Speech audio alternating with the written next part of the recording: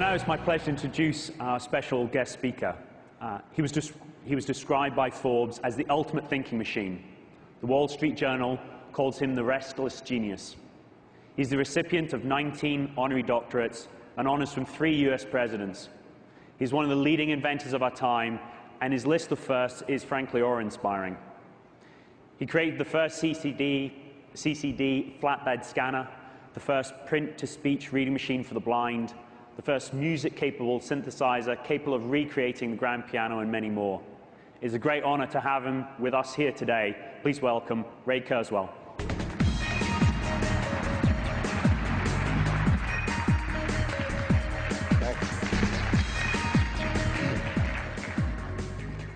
Well, it's great to be here with you. I've been looking forward to this. I particularly enjoy talking to information technology audiences because I've had a passion for this for 50 years.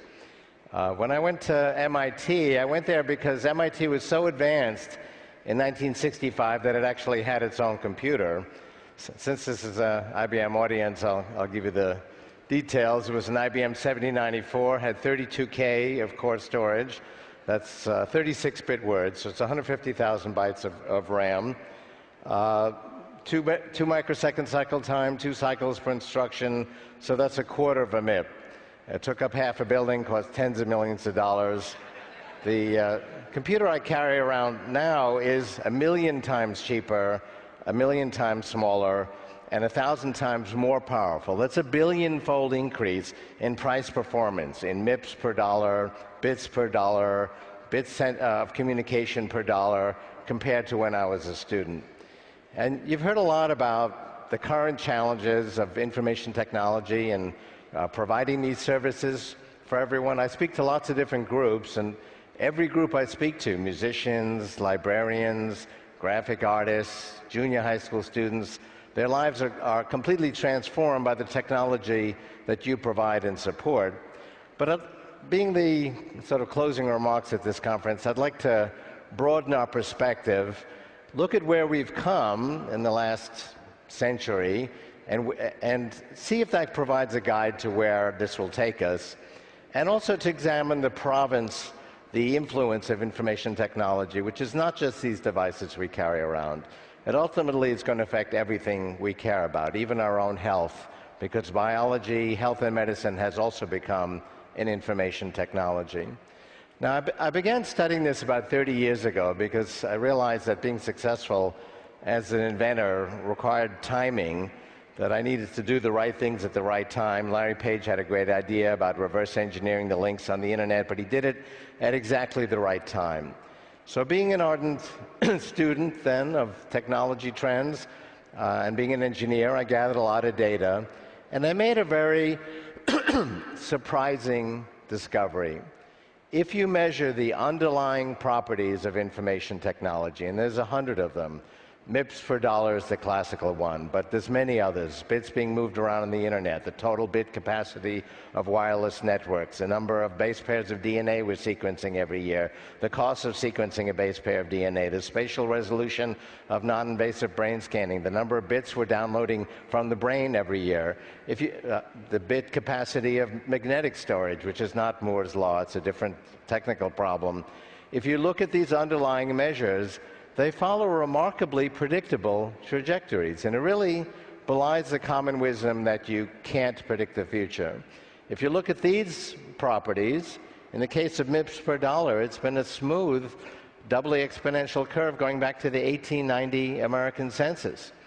And I developed a whole thesis as to why this is the case, and there's a mathematical derivation in my books, but if the empirical case weren't so strong, this would not be significant. But it really is remarkable that you can predict at least this aspect of the future. But then what we do with these technologies, that's maybe a little less predictable. But I saw the internet, it was then called the DARPANET, doubling every year in the 1980s. But it was really on nobody's radar map. It was only connecting a few thousand scientists. I predicted, based on doing the math, that this would be a worldwide web of decentralized communication, tying together hundreds of millions of people to each other and to vast knowledge resources emerging in the mid to late 1990s. People thought that was ridiculous when the entire defense budget could only tie together a few thousand scientists in a year. But that's the power of exponential growth. I saw the Genome Project doubling every year. The cost was coming down by half. The amount of genetic data was doubling every year, but it was only 1/10,000th of the genome in 1989. So when the Genome Project, a 15-year project to sequence the entire human genome, was announced in 1990, people thought that was ridiculous.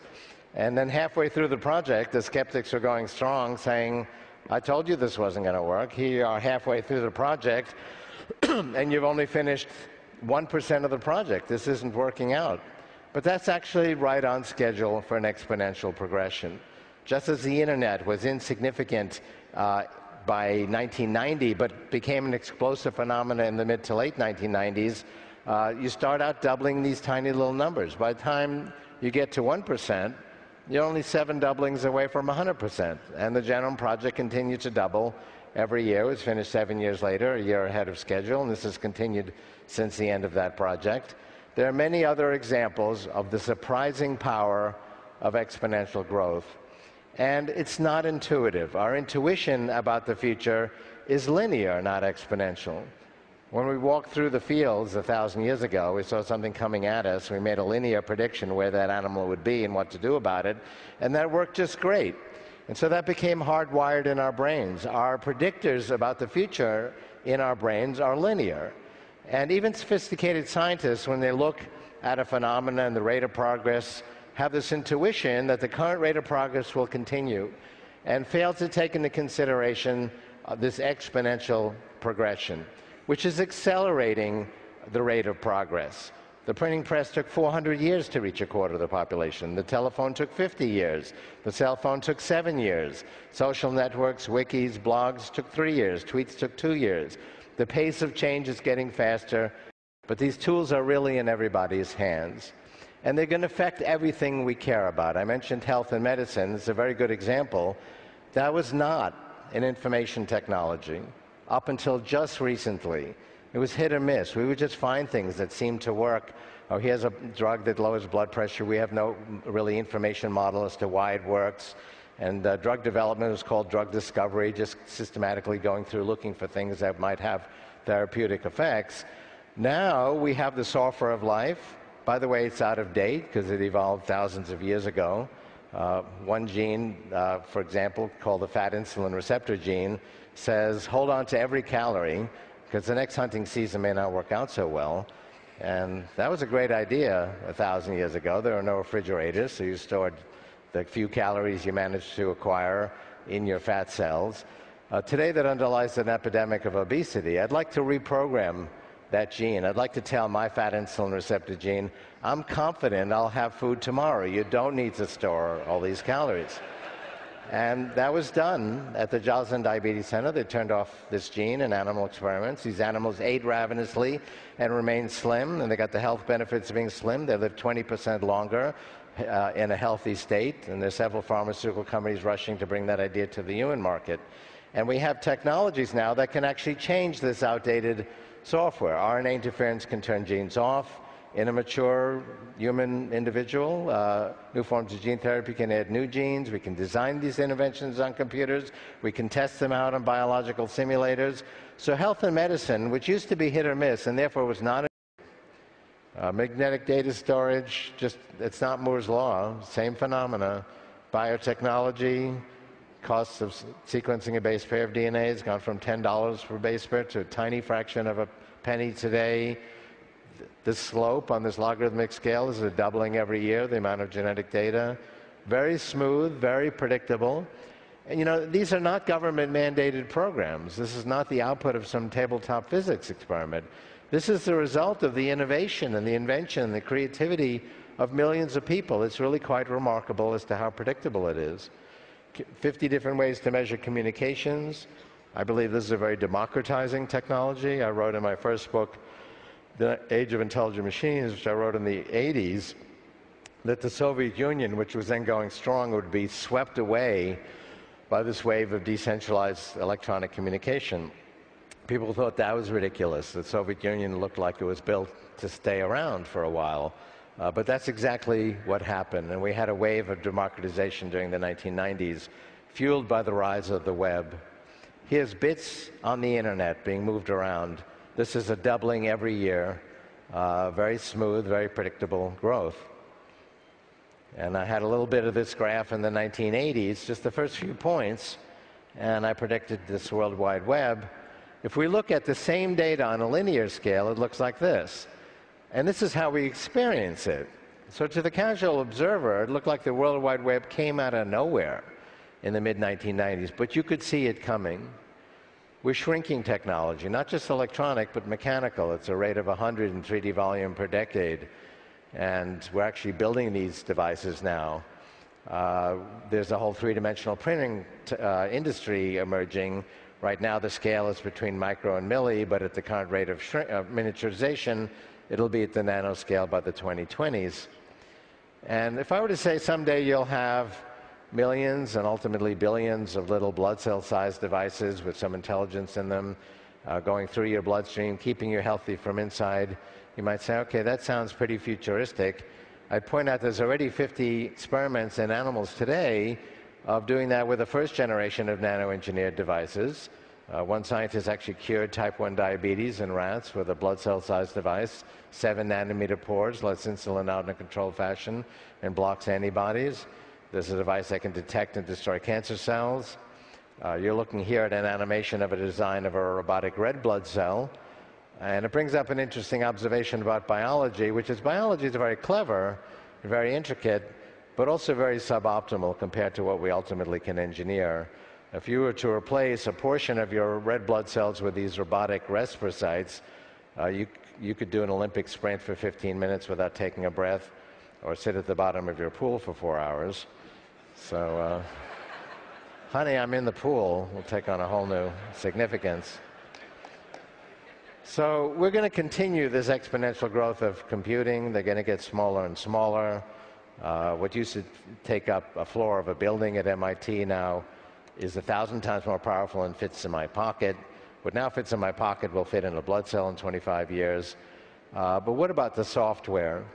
And I'd point out that we really do already have artificial intelligence all around us. I could mention 100 applications. Every time you send an email or pick up any electronic product, it used intelligent computer-assisted design, intelligent just-in-time inventory control, assembled in robotic factories, get an electrocardiogram, comes back with an automated diagnosis that rivals that of doctors. Same for blood cell images. There's many other examples. But ultimately, what is going to drive this is understanding the best example we have of an intelligent process, and it's not hidden from us, and we're making exponential gains there as well. We're doubling the amount of data we're getting, and we're turning this data into working models and simulations of brain regions. The auditory cortex, the visual cortex have been modeled and simulated and tested. The cerebellum, that's where we do our skill formation, like catching a fly ball. We always wondered, how does a 10-year-old do that? I mean, she sees the ball going up in the air, and she needs to move her hand in the right way. You have to solve a dozen simultaneous differential equations to make that connection, and most 10-year-olds haven't taken calculus. So we wondered, how does that work? Well, the cerebellum does solve those equations. We have actually figured out that process and modeled it and simulated it. There are models and simulations of slices of the cerebral cortex, arguably the most important region. It's where we do our hierarchical thinking, symbolic thinking. And I make the case that we will have models and simulations of all these regions within 20 years. And we'll be able to create more and more intelligent software. But the goal of that is not to compete and displace us. It's not some invasion from Mars. It's coming from within our civilization.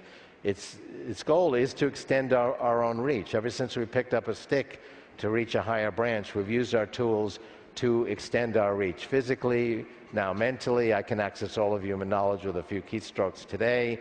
Ultimately, we will merge with this technology to make ourselves healthier and smarter. This is what's driving economic growth. Labor productivity has gone from $30 to $130 in constant dollars because of information technology over the last 45 years. The adoption of these technologies is exponential. This is e-commerce, now $2 trillion. The reason you don't see the boom and bust in the dot-coms is that was an investment community phenomenon, a Wall Street phenomenon, not a Main Street phenomenon. The actual adoption was exponential. And I'll just show you this one solar graph. We are applying nanotechnology, which is a form of information technology, to reorganize matter and energy at the molecular level, guided by simulations of these processes at the atomic level using computers. And that process is gaining. And so the cost of solar is coming down dramatically. And the total amount of solar energy produced in the world is doubling every 2 years, and has been for 20 years. It's a very smooth doubling. I shared this with the Prime Minister of Israel recently, and he said, but Ray, do we have enough sunlight to do that with, to double 8 more times? And I said, actually, we have 10,000 times more than we need. After we double 8 more times and meet all of the world's energy needs, we'll be using 1 part in 10,000 of the sunlight that falls on the Earth.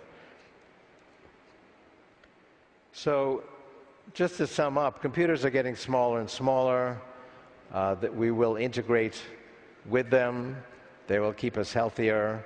There's not a single organ in the body that's already not being at least experimented with, if not already being augmented with computers. You can put a computer in your brain today, and that's not an experiment. If you're a Parkinson's patient, it's an FDA-approved neural implant. It's not blood cell size today, it's pea size, but it actually replaces the function of the biological neurons that were destroyed by the disease. And the latest generation allows you to download new software to the computer inside your brain from outside the patient. And there was an article recently in the New York Times expressing concern about people hacking into the software that these patients are downloading into their brains. And it was not a humor piece, because they're actually downloading some pretty sophisticated software. That's today. Take what we can do today and take into consideration that these technologies will be 1 billion times more powerful in 25 years, 100,000 times smaller in three-dimensional feature size, and you get some idea of what will be feasible. And here's that progress we've made before health and medicine was in information technology, just from the linear progress of it being a hit-or-miss process. And it's been pretty useful. I gave a speech recently to junior high school students, and I said, if it hadn't been for this scientific progress, you would all be senior citizens, and the rest of us wouldn't be around. But this is going to go into high gear very soon, now that health and medicine has become an information technology, guided by all of the systems that you put into place. And according to my models, 15 years from now, we'll be adding more than a year every year, not just to infant life expectancy, but to your remaining life expectancy. So as you go forward a year, your life expectancy will move on away from you. So if you can hang in there for another 15 years, we may get to see the remarkable century ahead. Thank you very much.